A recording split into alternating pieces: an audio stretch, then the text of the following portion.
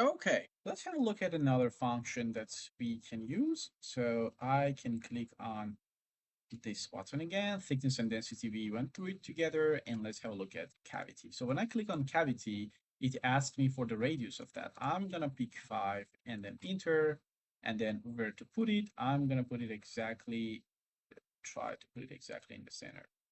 So I put it here, and now I can see that in this area, it's not completely defined in the center. So I'm gonna move it up, and here it is. Okay, so we have that in the center. When I compute and do not change anything else, what happens is that it creates a cavity with a radius of 5 in the area that you chose already. So the calculation is over, and there we go. So our new shape is loaded.